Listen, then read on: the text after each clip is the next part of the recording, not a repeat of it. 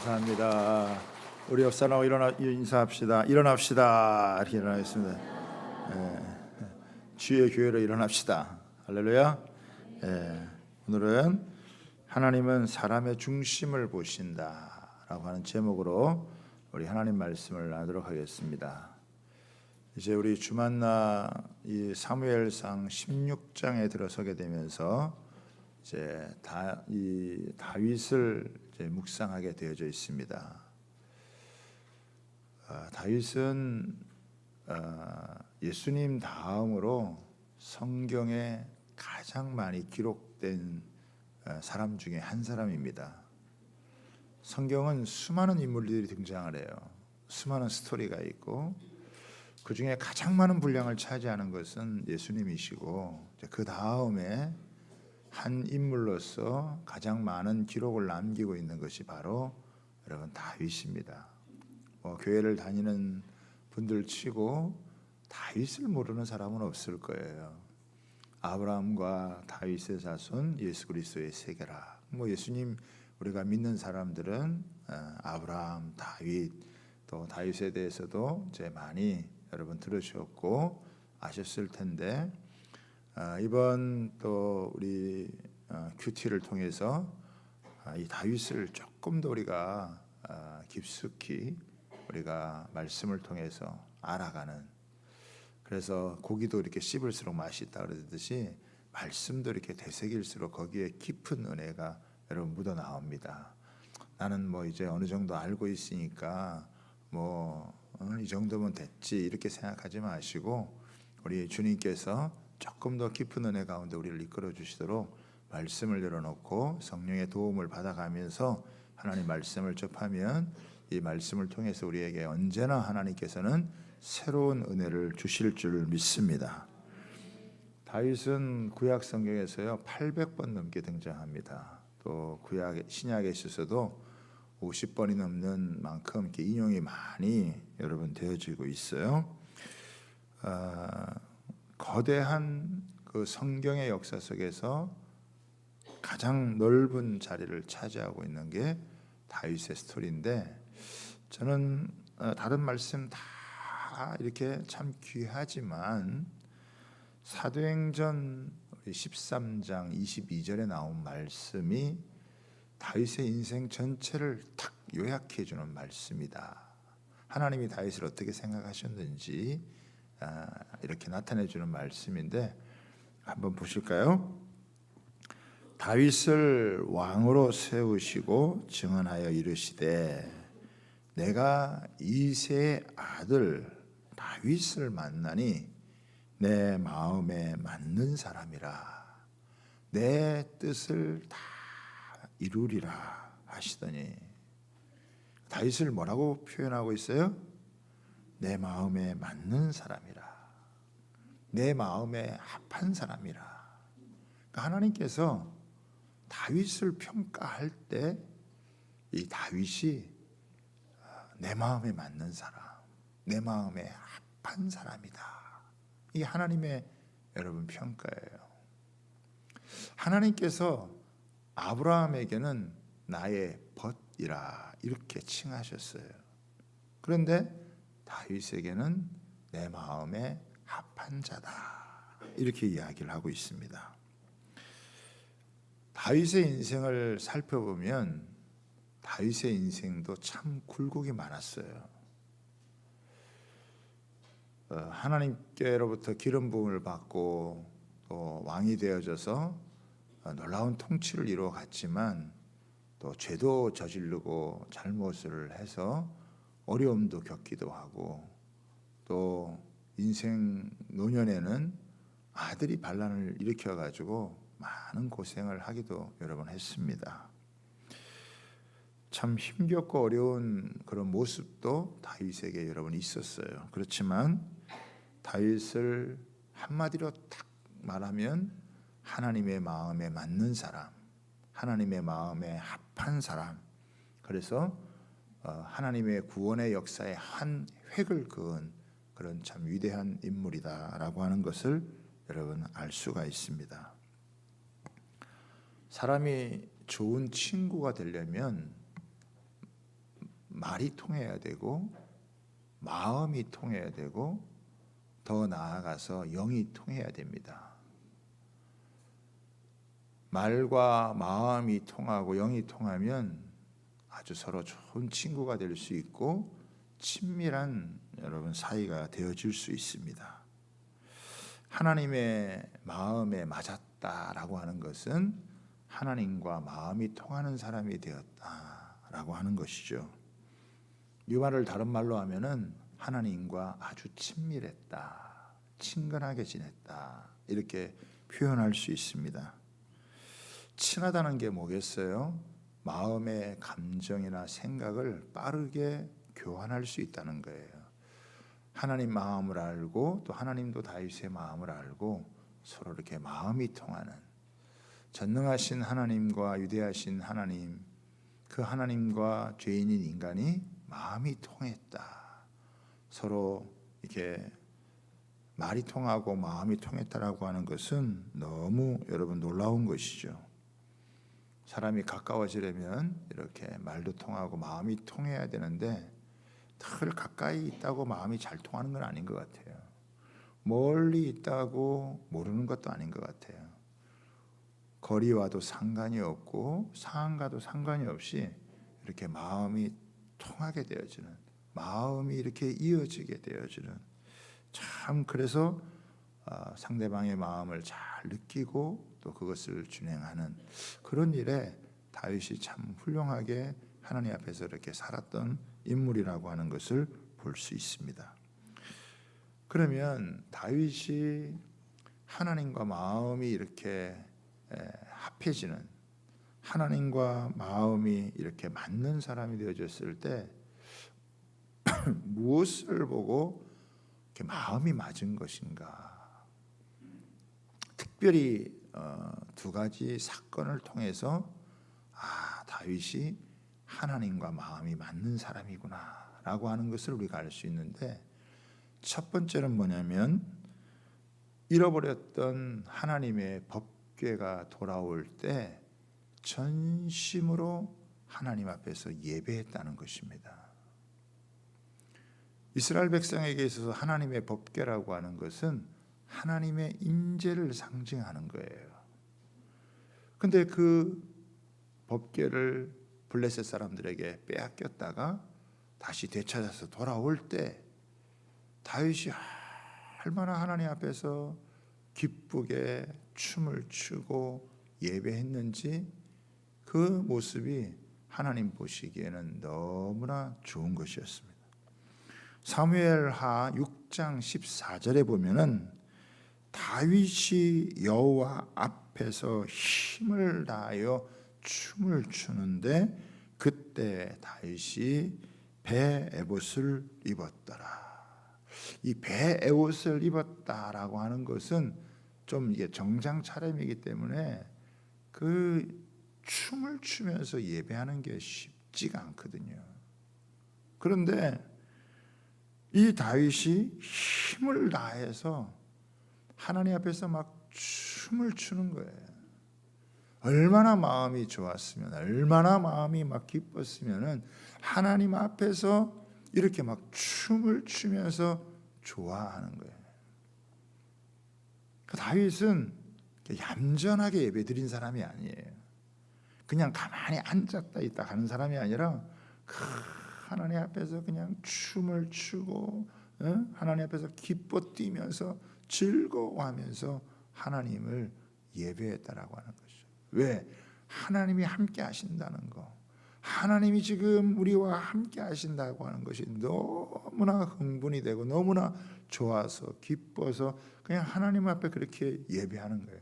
그러니까 자기의 감정을 다 하나님 앞에 막 쏟아 놓으면서 하나님 앞에서 여러분 이렇게 예배하는 거예요. 여러분 그래도 한 나라의 왕 아닙니까? 체면도 있는 것이고 채통도 있는 거잖아요. 그런데 그냥 막 하나님 그 언약궤 앞에서 막 이렇게 즐거워서 기뻐서 자기의 감정을 막 주체하지 못하고 이렇게 하나님을 예배하는, 다른 사람이 볼 때는 뭐 거의 미친 거죠. 왜 저러나 이해가 잘 안 되는 거예요. 어떤 사람은 막 맹숭하게 예배드리는데 어떤 사람은 막 감격에 부어서 뭐 첫 찬양만 해도 막 눈물이 줄줄 흐르고 가슴이 뜨거워지고 그럴 수 있다는 거예요. 다윗은 하나님 앞에 그냥 이렇게 전심으로 하나님을 예배하는 거예요. 여러분 새 계명을 주셨잖아요. 그 첫 계명이 뭡니까? 마음을 다하고 뜻을 다하고 힘을 다하고 목숨을 다해서 내 하나님을 사랑하라. 그러니까 그 다윗은 하나님 앞에서 하나님을 이 사랑하는 마음, 그 마음을 다 담아가지고 그 예배로 표현하는 거예요. 사람의 이 행복의 기쁨의 최고의 절정이 춤으로 나오는 거거든요. 막 춤을 춘다는 것은 이게 주체할 수가 없어서 그 막 몸이 그냥 덩실덩실하는 거예요. 뭐 다른 사람이 어떻게 보든지, 다른 사람이 나를 어떻게 평가하든지, 뭐 그게 문제가 아니고 내가 지금 하나님 앞에서 하나님을 예배한다는 거, 하나님을 찬양한다는 거, 이게 뭐 너무 좋아가지고 자기 온 마음과 뜻을 다해서 막 기뻐 뛰며 여러분 이렇게 춤추면서 하나님 앞에 예배하는 거예요. 막 그의 이 영혼의 세포가 살아서 그냥 막 꿈틀꿈틀하는 거죠. 그냥 축 처져 있는 그런 모습이 아니라 그냥 이 유전자가 그냥 막 성령님과 함께 춤을 추면서 그냥 예배를 드리는 이런 모습, 전심을 다해서. 여러분 진심의 예배도 필요한데 전심을 다해서 모든 악기들을 동원하고 막 하나님을 찬양하는, 그 다윗이 얼마나 감성적으로 풍부했는지 시편에 보면은 수많은 시편들이 나오잖아요. 그러면서 자기만 찬양하는 것이 아니라 뭐 하늘도 땅도 바다도 산들도 나무들도 꽃들도 다 찬양하려고 악기들을 동원해 가지고 찬양하게 만들고 또 찬양대를 세워 가지고 하나님을 예배하는 그런 모습을 보면 다윗은 정말 예배에 목숨을 건 것 같아요. 하나님은 그렇게 하나님을 예배하는 자를 굉장히 기뻐하셨어요. 하나님 그를 굉장히 내 마음에 맞는 자다 이렇게 여러분 여기셨다는 거예요. 다윗은 예배자예요, 여러분. 우리도 우리의 감정을 하나님 앞에 숨기지 말고 하나님 앞에서 할 수만 있으면 내가 드릴 수 있는 최고의 예배를 하나님 앞에 올려드려야 되는 거예요. 최고의 하나님께 최선의 예배를 올려드리는 거, 이게 언제나 우리 기도 제목이에요. 새벽마다 우리가 주일날 되면 새벽마다 드리는 이 기도 중에 하나가 최고의 하나님께, 그분에게 합당한 최선의 예배를 하나님께 올려드릴 수 있도록 마음을 우리가 모아가는 것이죠. 여러분 영혼이 없는 예배를 드리면 안 돼요. 몸만 앉아있다가 가는 예배가 되면 안 돼요. 내 영을 일깨워서 나를 부르신 그 하나님을 바라보고 나를 위해 십자가에서 죗값을 지불하게 하시고 그 모든 대가를 지불해서 우리를 다시 살려주시고 구원하여 주신 그 하나님 앞에 우리의 온 마음과 뜻을 다해서 주님 앞에 예배해야 될 줄 믿습니다. 열정을 다해서 하는 거죠. 하나님 앞에 온 열정을 다해서 하나님을 예배하는 것입니다. 여호와를 기뻐하라. 그리하면 내 마음의 소원을 이루어 주시리라. 하나님은 누구의 소원을 이루어 주시느냐? 하나님을 기뻐하는 자들, 하나님을 사랑하는 자들, 하나님을 향하여 전심으로 온 마음으로 예배하는 자들을 하나님께서 그 마음의 소원을 이루어 주시는 거예요. 할렐루야. 그러니까 하나님 마음에 합한 자가 된 거예요. 또 하나는 뭐냐면 다윗이 치명적인 죄를 지었을 때 하나님 앞에서 솔직하게 통회하고 자복하며 솔직하게 자기의 죄를 인정한 것입니다. 다윗의 치명적인 죄는 밧세바를 범한 것이고 자기의 충신 우리아를 여러분 전쟁에 나가서 죽게 한 것입니다. 다윗은 이것을 은폐하려고 했어요. 감추려고 했다는 것이죠. 다윗은 자기가 왕이니까 이거 어느 정도 감추면 감출 수 있겠다 이렇게 생각을 했던 것 같아요. 그런데 하나님께서 나단 선지자를 딱 보내셔가지고 이 죄를 지적을 하는 거예요. 이 잘못된 죄를에 대해서 아주 분명하게 여러분 얘기를 하는 거예요. 그때 다윗은 죄를 합리화시키지 않고 이 죄에 대해서 솔직하게 하나님 앞에서 인정하고 회개하고 통렬히 자복하는 그런 시간을 가졌다라고 하는 것입니다. 하나님께서는 우리의 약함을 아세요. 사람이 죄를 짓고 잘못한다는 것을 하나님은 아세요. 누구도 완전하지 않다라고 하는 것을 하나님이 아신다라고 하는 거예요. 하나님의 마음에 맞는 사람은 완전한 사람이 아니라 솔직한 사람, 진실한 사람이다 라고 하는 것입니다. 죄를 지었음에도 불구하고 죄를 인정하지 않는 사람들이 많지만 그것이 죄인지를 깨달았을 때, 그것을 누군가 알려주었을 때 그 속에서 회개의 역사가 여러분 일어났다라고 하는 것입니다. 여러분 우리 주변에도요, 우리한테 이렇게 나단이라는 사람이 필요한 거예요. 나단이 필요해요. 때로는 남편이 아내에게 나단이 될 수가 있고, 아내가 남편에게 나단이 되어줄 수가 있고, 또 예배 시간이 우리에게 나단을 만나는 시간이 될 수도 있고, 큐티하다가도 나단을 만날 수가 있어요. 아, 이거는 죄구나. 이거는 하나님 기뻐하지 않는 거구나. 이거는 내가 감출 수 없는 것이구나. 더 이상 이것을 간직하면 안 되겠구나. 그래서 자기 생각과 마음을 내려놓고 회개하고 돌이키는 것입니다. 잠언 28장 13절에 보면 이런 말씀이 나와요. 자기의 죄를 숨기는 자는 형통하지 못하나 죄를 자복하고 버리는 자는 불쌍히 여김을 받으리라. 성경에 보면은 다니엘이나 요셉은 거의 흠이 없는 사람들이에요. 그런데 그렇게 흠이 없고 정말 드러나는 큰 죄를 짓지 않은 신실하게 한평생을 살아갔던 그들을 향하여서 내 마음에 맞는 사람이라 이렇게 얘기하지 않았어요. 오히려 이렇게 엄청난 잘못과 죄를 지었던 다윗에게 하나님은 내 마음에 합한 자다. 내 뜻을 다 그를 통해서 이루리라. 그러니까 하나님께서 내 마음에 맞았다고 할 때는 예배자의 모습이 있는 거예요. 그러나 또 한편으로는 자기의 죄에 대해서 애통하고 회개할 그런 진실함, 솔직한, 자기를 포장하고 감추고 괜찮은 척 이렇게 살아가는 사람이 아니라 하나님 앞에 자기의 죄됨을 고백하는 그런 사람이었을 때 하나님은 그를 들어서 너무나 놀랍게 여러분 사용하신 것입니다. 우리가 하나님 앞에 뭐 감출 게 뭐가 있겠어요? 감춘다고 감추어지겠습니까? 하나님이 드러내실 때 그것을 온전하게 회개할 때 하나님은 그를 향하여서 내 마음에 맞는 사람, 내 마음에 합한 사람이다. 아마 이 두 가지 사건이 이 다윗에게는 결정적이었던 것 같아요.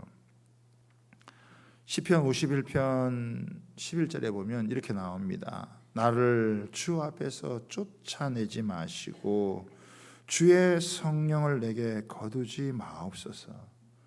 죄로 인한 가장 큰 고통은 뭐냐면 하나님과 멀어진다는 거예요. 하나님으로부터 멀어지는 것을 다윗은 되게 두려워했어요. 어느 누구하고 멀어지는 것, 그게 중요한 게 아니라 하나님과 멀어지는 것, 하나님의 함께하는 것이 느껴지지 않는 것, 이게 무섭다는 것을 다윗은 알게 되어진 것입니다. 그러면서 다윗의 최고의 즐거움이 하나님과 함께하니라는 고백을 이렇게 얘기합니다. 51편 12절에 보면 주의 구원의 즐거움을 내게 회복시켜 주시고 자원하는 심령을 주사 나를 붙드소서. 그렇죠? 그러니까 다윗이 신앙생활하면서 느꼈던 게 뭐냐면 이게 구원에는 즐거움이 있다는 거예요. 주님이 나를 사랑하시고 나와 함께 하시고 나를 보호해 주시고 어려운 가운데도 지켜주시고 나를 살펴주시는 그 은혜 때문에 그 마음속에 말할 수 없는 그 즐거움, 그냥 주님 이렇게 한마디 뭐 많은 기도하지 못해도 예수님, 오 하나님, 그러면서 그 주님의 이름만 불려도 막 내 영혼 가운데 이렇게 막 스며드는 그 하나님의 따뜻한 사랑의 온기가 느껴지고 감사와 감격이 있었거든요. 그런데 죄를 짓고 나니까 아무리 예수님 불러도 아무리 하나님 찾아도 내 영혼이 무뎌져 버리는 거예요. 느낌이 별로 없어요. 그게 왜 그러느냐? 왜 그 사랑스러운 주님을 이름을 불러도 왜 아무 느낌이 없고 감정이 안 생겨? 뭔가 그 죄가 그 속에 하나님과 그 사이를 가로막고 있는 거예요. 그리고 자원하는 마음이 없어지는 거죠. 옛날에는 막 즐겁게 기쁨으로 신바람이 나서 누가 하지 말라 그래도 막 하는데, 이게 죄가 딱 들어서면은, 죄가 딱 하나님과 사이를 가로막고 하나님과 멀어진 느낌이 되면 뭐 하기가 싫은 거예요. 뭐 귀찮아. 뭐 하려고 이런 일을 해야 되는지, 나한테 무슨 유익이 되는지, 이런 걸 따지게 되어지면서 서서히 자원하는 마음도 없어지고 구원의 감격도 사라져요. 여러분 생각해 보세요. 구원의 감격과 자원하는 마음이 없으면 그게 종교 노름하는 건데, 그 종교 노름이 얼마나 힘든 거예요. 얼마나 피곤한 겁니까? 마음에도 없는 일을 하려고 하면 그게 얼마나 괴로운 일이겠어요. 자기가 이것을 겪어보니까 하나님이 나와 가까이 하지 않고 내가 주님과 멀어져 있는 것이 이게 얼마나 고통스럽고 얼마나 괴로운 건지를, 이거를 1년 동안 처참하게 느끼다가 다시금 이 회개의 기회가 되어져서 하나님 앞에 회개하고 나왔을 때 그 주님 앞에서 나를 용서하고 그 크신 사랑으로 나를 붙잡아 주시고 나와 함께 하시는 막 그런 은혜를 누리니까 다시금 그 영혼이 회복되어지는, 그래서 하나님 앞에서 결코 교만해질 수 없는 그런 사람으로 살아가는 거죠. 그러니까 이 두 가지 사건이 아마 다윗으로 하여금 그 하나님 앞에서 하나님이 어떤 분인지를 알고 그 하나님과 자기와의 관계에 있어서 예배자로 하나님이 나를 용서하고 새롭게 하시는 분으로 알게 되어지면서 온전히 그 주님의 심장 가운데로, 중심 가운데로 들어가게 되어지니까 하나님께서 너는 내 마음에 맞는 자다, 내 뜻을 다 이루리라 라고 한 거죠. 하나님은 아마 이 다윗을 부를 때부터 그걸 아셨던 것 같아요. 그래서 오늘 이 본문에 보면은 드디어 하나님께서 이 티네이저였던 이 다윗을 하나님께서 이제 부르시는 것이잖아요. 하나님께서는 사울을 세운 것을 후회를 하셨어요. 사울이 참 겸손하고 자기가 작은 자로 여겼을 때 하나님께서 그를 세우기를 기뻐하셨는데, 이 사람이 자기가 좀 성공하고 자기가 좀 싸움에서 승리를 하고 잘 나가자 조금씩 하나님과 멀어지더니 죄를 지어도 죄를 회개할 줄 모르고 또 합리화시키고 핑계대고 뭐 이런 일들을 벌이게 되어지는 모습을 보면서 더 이상 어떻게 돌이키길 상황이 어렵겠다 싶어서 하나님께서 이스라엘에게 더 좋은 왕, 이 사울보다 더 좋은 왕을 하나님께서 택하여 하나님께서 이제 세워 주시는 내용입니다. 자, 그런데 오늘 이 말씀을 우리가 통해서 하나님께서 도대체 어떤 사람을 좋아하시고 어떤 사람들을 사용하시는가라고 하는 것을 아주 우리에게 보여주는 아주 중요한 메시지가 여러분 여기에 담겨져 있습니다. 하나님은요, 사람 보는 눈이 탁월하신 분이세요. 사람을 알고 사람에게 속지 않으시고 또 사람을 통해서 하나님은 위대한 일을 이뤄가시는데, 하나님이 사람을 어떻게 보시는지에 대한 것을 우리에게 여러분 알려주고 있습니다. 먼저 1절을 여러분 한번 볼까요? 16장 1절 한번 보겠습니다. 같이 있습니다. 시작. 여호와께서 사무엘에게 이르시되 내가 이미 사울을 버려 이스라엘 왕이 되지 못하게 하였거늘 내가 그를 위하여 언제까지 슬퍼하겠느냐. 너는 뿔에 기름을 채워 가지고 가라. 내가 너를 베들레헴 사람 이새에게로 보내리니 이는 내가 그의 아들 중에서 한 왕을 보았느니라. 아멘. 사울 왕이 실패했기 때문에 하나님께서 그를 계속 붙들고 하나님의 나라를 이루어 갈 수가 없었어요. 그렇기 때문에 하나님이 새로운 왕을 세우는데 누구를 세우느냐? 이새 집안의 한 아들을 세우겠다. 그때 하나님께서 이 이름을 딱 지목한 건 아니죠. 그냥 이새의 집안의 한 아들을 이제 세운다. 그래서 사무엘이 어려움을 무릅쓰고 이새가 사는 곳에 가서 제사를 드리면서 그 집안 사람들을 여러분 초청을 한 거예요. 이새를 부른 다음에 이새의 자녀들을 한 사람 한 사람씩 이제 부르는 여러분 내용 아닙니까? 자, 그런데 보십시오. 6절 한번 보겠습니다. 오늘 읽었던 본문입니다. 이제 그들이 오매 자식들을 이제 데려왔겠죠. 8명, 자식이 8명이었는데 그 중에 7명을 이제 데려와서 한 명씩 보이는 것입니다. 그들이 오매 사무엘이 엘리압을 보고 마음에 이르기를 여호와의 기름 부으실 자가 과연 주님 앞에 있도다. 여러분, 이 말이 무슨 표현입니까? 요즘 말로 한마디로 딱 표현하면 반했다는 거예요. 쏙 빠졌다는 거예요. 야, 바로 이 사람이다. 에? 바로 이 아들이 이스라엘의 왕이다. 이 사무엘이 그거를 그냥 직감적으로 이거를 아주 느꼈다는 것이죠. 그래서 야, 과연 하나님께서 이 사람 세우나 보다. 이 엘리압을 왕으로 세울 그럴 만한 제목이다. 이렇게 아마 다 확신을 했던 것 같아요. 마음 가운데. 그런데 하나님께서 뭐예요? 내가 그를 버렸다. 이렇게 얘기합니다. 여러분, 여기서 저는 아주 놀라운 진리가 있다고 생각을 해요. 여러분, 사무엘이 누굽니까? 사무엘은 신령한 사람이에요. 선지자예요. 어렸을 때부터 성전에서 자라면서 하나님 말씀을 듣고 이 사무엘은 수많은 사람을 만났을 거란 말이죠. 하나님의 말씀을 곳곳에서 가르치고 전파하고 했기 때문에 아마 사무엘을 만나려고 하는 사람들도 많았을 것이고, 사무엘을 여러분 만나고자 할 때 이 베들레헴의 모든 이런 장로들이 나와가서 영접할 정도면 사무엘이 얼마나 존귀 여김을 받고, 그러면 사무엘 앞에서 사무엘은 그동안 수많은 사람들을 만나봤고 알았고 사람을 나름대로 분별하는, 또 사람을 평가하는 그런 기준이 있었을 거란 말이에요. 그리고 지금 이때 사무엘의 나이가요, 어린 나이가 아니에요. 사무엘의 나이는 이제 원숙한 자리에 있는, 상당히 여러분 이런 원숙한 자리에 있는 그런 때란 말이죠. 그런데 아직 사람 보는 눈이 하나님 앞에서 미치지 못한 거예요. 아직도 사람 보는 거를 잘 못 보는 거예요. 여러분들은 사람을 얼마나 잘 보신다고 생각을 하세요? 나는 이 정도면 나는 사람 잘 볼 수 있다. 나는 사람 제대로 평가할 수 있다. 여러분, 그렇게 말할 수 있나요? 제가 이렇게 살다가 보니까 사람한테 상처 잘 받고 사람한테 이렇게 어려움 많이 겪어요. 대부분 보면은 사람 때문에 겪는 상처가 많대. 왜 상처를 받죠? 이 사람이면 믿을 만하다. 이 사람이면 괜찮겠다.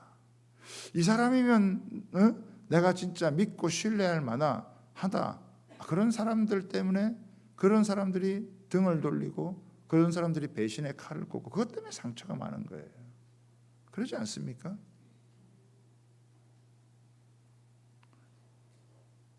어떤 경우에는 정말 중요한 사람인데 중요한 걸 알아보지 못해가지고 무시해버리기도 하고. 그러니까 이게 제가 보기엔 두 가지인 것 같아요. 어떤 경우는 너무 사람을 과대평가하고 어떤 경우는 너무 과소평가하는 이 두 가지 때문에 사람에게 겪는 상처가 있는 거예요. 그럴 줄은 몰랐는데 그렇게 했다 이게. 사기칠 줄은 몰랐는데 사기쳤다 이게. 가까운 관계에서 나를 속일 줄은 몰랐는데 속았다 이게. 그래서 상처받는 거 아니에요. 그래서 참 사람들이 사람 보는 눈을 제대로 갖는 게 어려워요. 여러분, 사무엘이 이만한 영성을 가지고 이만한 경력을 가지고 사람을 잘 못 봤다는 거, 이거 여러분 우리가 아주 새겨들어야 될 거예요. 사람을 너무 과대평가하거나 사람을 너무 과소평가하지 여러분 마시기를 바랍니다. 내가 보는 게 전부가 아닐 수 있어요. 여러분 너무 사람 막 믿고 막 간이라도 빼줄 것 같이 여러분 그러지 마세요. 너무 사람 막 이렇게 가벼이 여기고 별것 아닌 것처럼 그렇게 취급하지 마세요. 그만한 사람 아닐 수 있어요. 그런 사람 아닐 수 있어요. 사무엘 정도 되는 사람이 마음이 홀딱 빠져가지고 이렇게 인정하는데 하나님은 아니야. 아마 그 사람이 외모가 출중했던 것 같아요. 아마 내세울 만한 게 많이 있었던 것 같아요. 실제로 이 이세의 세 아들은요, 군대 나가서 엘리트들이에요. 요즘 말로 하면 장교예요. 다 인정받는 사람들이에요. 사람들한테 인정받는 사람들이지만 그러나 하나님이 볼 때는 아니에요. 그렇죠? 지금 우리 사회도 보면요, 나 이만하면 괜찮아. 학벌도 있고, 나 돈도 좀 있고, 사회적인 그런 지위도 있고, 뭐 소셜 포지션도 있고, 배울 만큼 배웠고, 돈도 있을 만큼 있고, 뭐 좋은 차도 끌고 다니고, 나 뭐 괜찮아. 더 자기를 더 과시하기 위해서 뭐 이렇게 드러낼 수 있는 것들은 많이 드러내는 시대 아닙니까? 우리나라는 루키즘에 아주 강한 나라예요. 외모 지상주의가 굉장히 여러분 강한 거예요. 마음은 그렇게 옹졸하고 약한데 겉을 꾸며가지고 얼마나 여러분 참 포악스럽게 하는 사람들. 그 좋은 차를 좀 끌면은 좋은 차 끄는 만큼 품위도 지켜야 되는데 오히려 더 횡포를 부리는 그런 일이 많잖아요.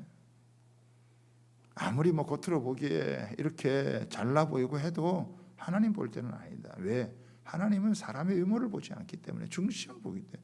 근데 우리는 자꾸 치우쳐서 중심을 보기보다 자꾸 외형적인 걸 보니까 거기에 잘 속아요. 거기에 잘 넘어가요. 그럴싸하게 다가와가지고 여러분 속이면 그냥 홀라당 넘어가는 일이 너무너무 비일비재하게 여러분 많다라고 하는 것이죠.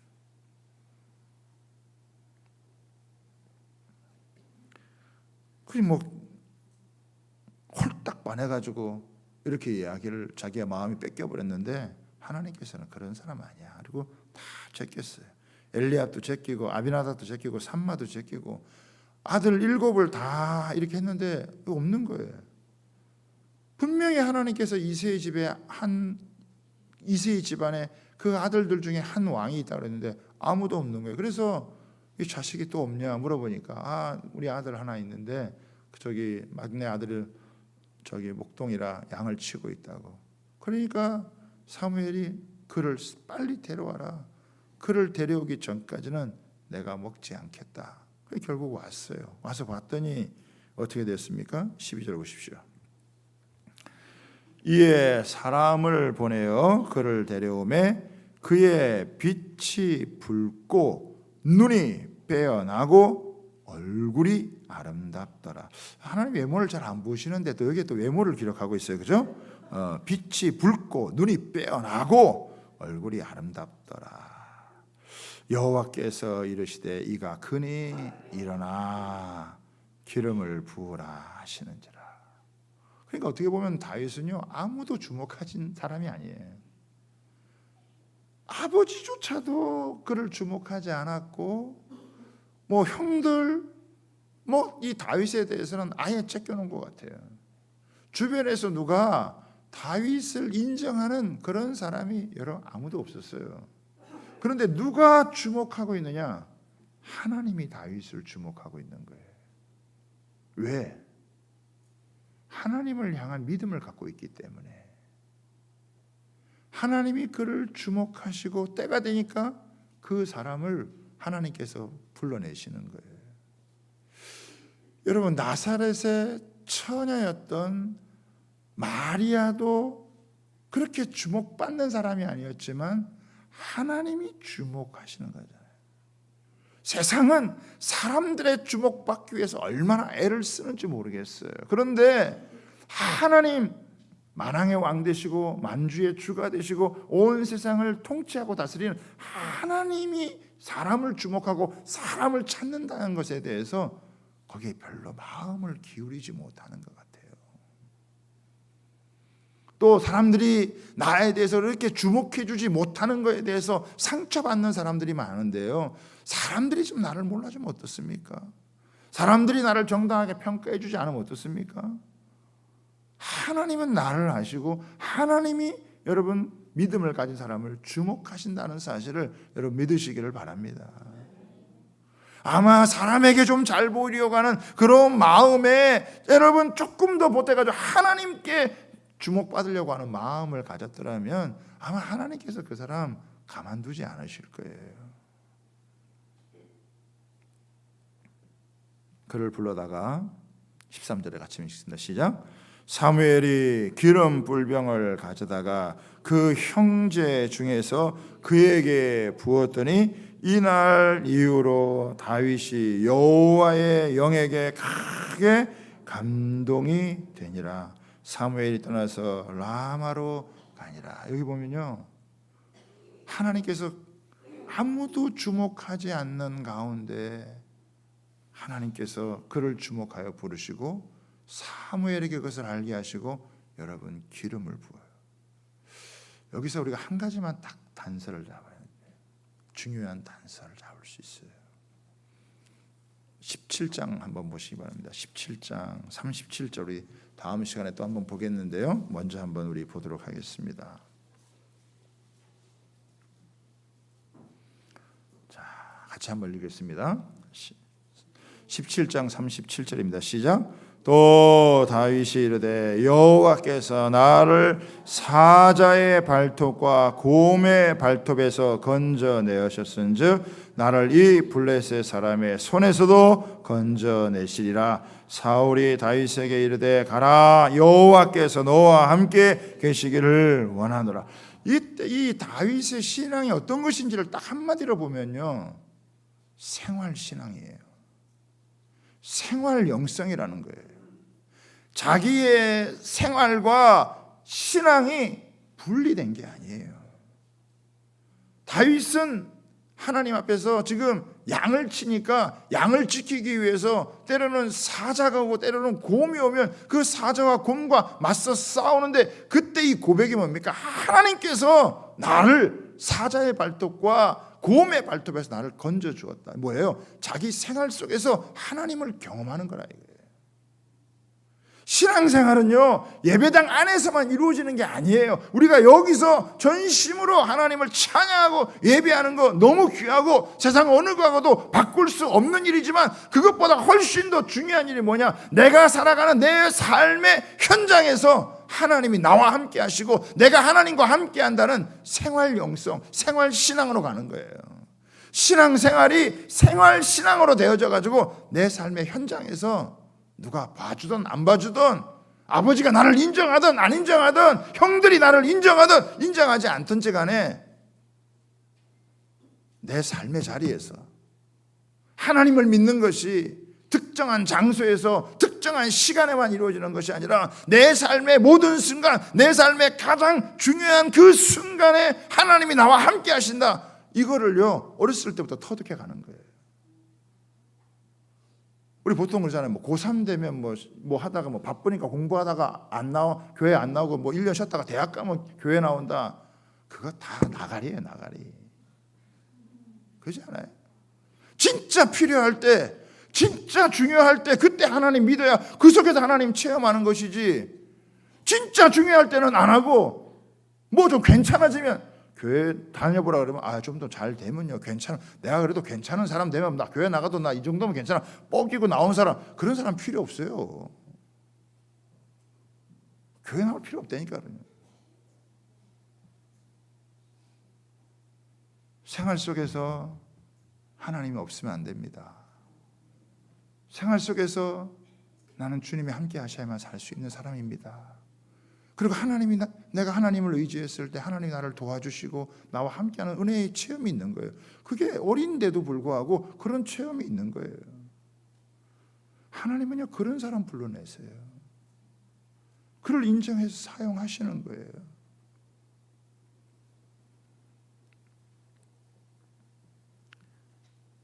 다시 여러분 돌아와서 하나님께서 그렇게 성령으로 기름 부어주시니까요, 기름 부어주시니까 어떻게 되느냐?